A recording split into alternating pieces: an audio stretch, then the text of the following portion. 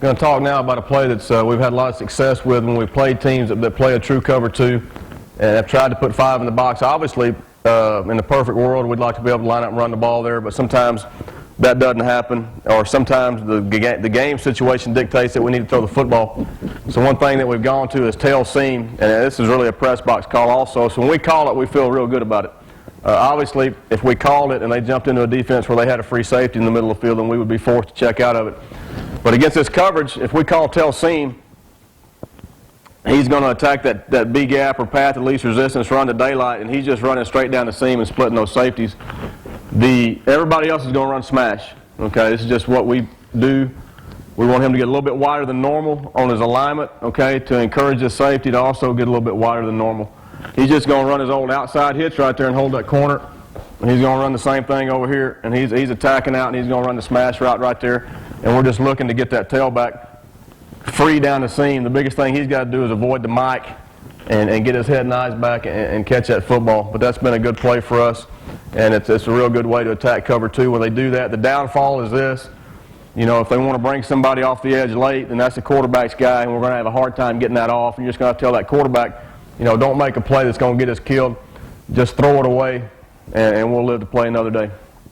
One other way we like to get to tail seam if we're playing somebody, and it doesn't really matter if we're playing somebody, we work on this all the time in case we get it in the game, because it creates a great opportunity for a mismatch and a chance to score a touchdown. And we all know you don't get that many of those chances during the game where you can really get somebody by alignment.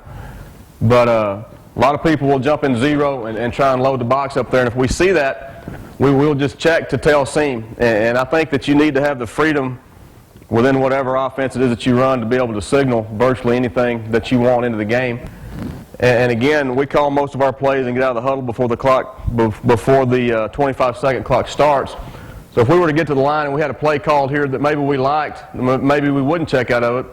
If we had something called here that maybe wasn't as good, we'd check, check, check, and we would either move the tailback over here, or we would shift him over here. Okay, and the way that we would signal that, move would be with one hand, and the quarterback would be looking, he'd tell him move, go. Shift would be with 2. They know if we go shift with 2, the tailback's going to the left. The rules for these guys don't change. If you remember, we just talked about attacking cover 2 with a tail seam. Everybody's got smash route. So if we check, check, check, okay, 50, tail, seam, everybody knows now, okay, I got smash, just like I always do anytime we call tail seam. There's no confusion. So they got the smash. The tailback now is going to be matched up one-on-one with a linebacker. Okay?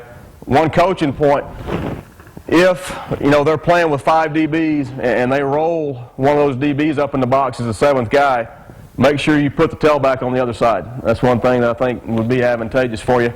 Try and get him matched up on a linebacker. He just got to make him miss to get to the middle of the field. Quarterback's got to be aware of now that he's not max protect. Again, they can bring one more from that side. But it's a great way to get your tailback matched up on a linebacker if somebody does that to you. And it really discourages people from just jumping in and having 7 in the box, thinking they're going to outnumber you all the time.